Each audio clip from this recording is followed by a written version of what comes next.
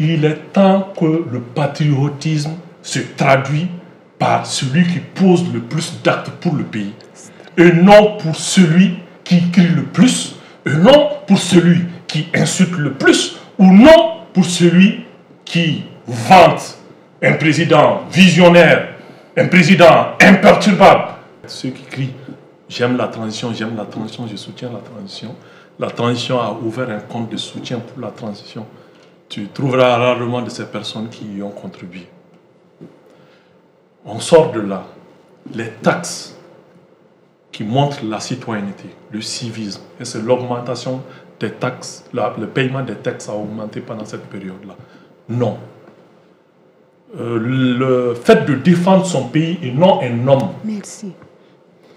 Est-ce que cela a augmenté au Mali? Est-ce qu'on est toujours dans le culte de la personnalité ou l'attachement au pays? Je ne crois pas que l'attachement au pays soit là. C'est l'attachement à un homme, à une période. C'est pourquoi, quand tu dis la vérité, même quand ça va dans le sens d'aider le pays, ils sont contre toi et ils trouvent des arguments pour te casser. Quand tu dis je renonce à tel pour aider le pays, on sort des gens qui te tapent dessus. Ce n'est pas le pays que ces gens voient, mais c'est l'agenda personnel que l'on voit.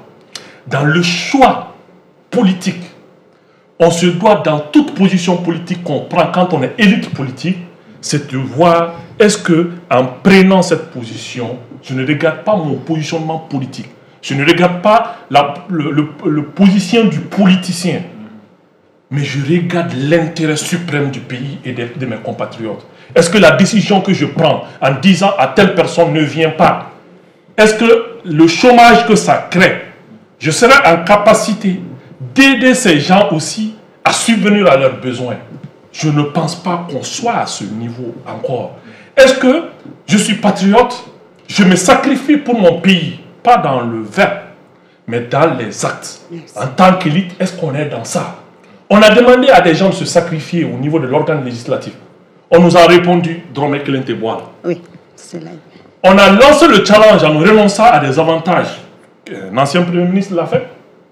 Et en invitant les autres à emboîter le pas, cela n'a pas été fait. On a demandé, ok, le peuple souffre. Le peuple n'a pas d'électricité. Le peuple est résilient.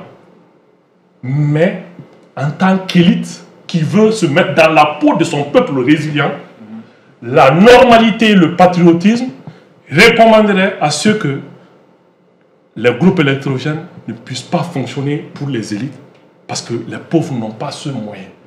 Aujourd'hui, à la date où le Mali est aujourd'hui, qu'on soit du CNT, qu'on soit n'importe où, le fait qu'on ne parvient pas à régler ce problème, symboliquement, ils doivent tous éteindre les groupes électrogènes.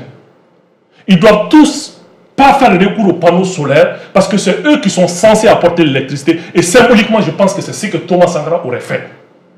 Et moi, je pense que, très sincèrement, à Taher, il est temps que le patriotisme se traduit par celui qui pose le plus d'actes pour le pays, et non pour celui qui crie le plus, et non pour celui qui insulte le plus, ou non pour celui qui vante un président visionnaire, un président imperturbable, ou n'importe quel type de président.